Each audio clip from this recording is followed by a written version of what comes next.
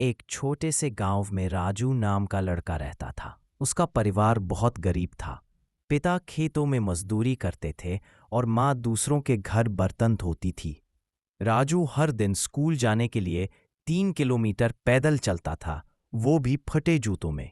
लेकिन उसके चेहरे पर हमेशा मुस्कान रहती थी, क्योंकि उसके पास एक सपना था, बड़ा आदमी बनना।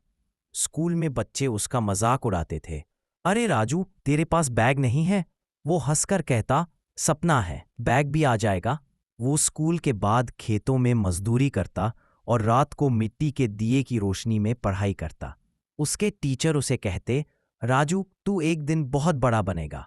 राजू बस यही सुनकर हर दिन और मेहनत करता।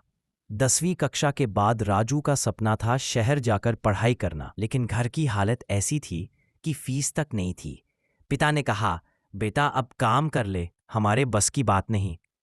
राजू के अंदर आग जल उठी। उसने खुद से कहा, गरीबी मेरा इम्तिहान ले रही है, लेकिन मैं हार नहीं मानूंगा। वो दिन में एक चाय की दुकान पर काम करने लगा और रात को सरकारी लाइब्रेरी में पढ़ने लगा। धीरे धीरे उसने इंटर पास किया, फिर कॉलेज में एडमिशन लिया। कपड़े वही पुराने, जूते फटे, लेकिन जज्बा नया था। कई बार उसे भूखे रहकर पढ़ना पड़ता था, पर वो रुकता नहीं था। वो कहता, जब तक मेरी सांसें चल रही हैं, मैं अपने सपने के लिए लड़ूंगा। राजू ने सरकारी परीक्षा दी, लेकिन पहली बार असफल हो गया। लोग हंसने लगे। देखा, गांव का लड़का शहर में क्या करेगा। राजू रोया, लेकिन खुद से बोला, अगर एक बार असफल हुआ हूं तो इसका मतलब है मैं कोशिश कर रहा हूं। और उसने फिर से मेहनत शुरू की। वो सुबह 4 बजे उठता, ठंड में नहाता और 10 घंटे पढ़ाई करता। उसकी माँ उसे देखकर कहती, बेटा भगवान तेरा साथ देगा। फिर वो दिन आया, रिजल्ट का दिन। राजू ने परीक्षा पास कर ली। वो एक सरकारी अधिकारी बन गया। गांव वाले जो हंसते थे, आज सब उसे सलाम करने लगे। राजू अब अपने गांव में स्कूल खोल चुका था।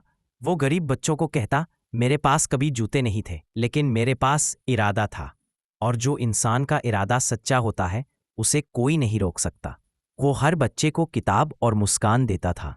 राजू की कहानी हमें ये सिखाती है कि गरीबी कभी रुकावट नहीं होती, अगर मेहनत सच्ची हो।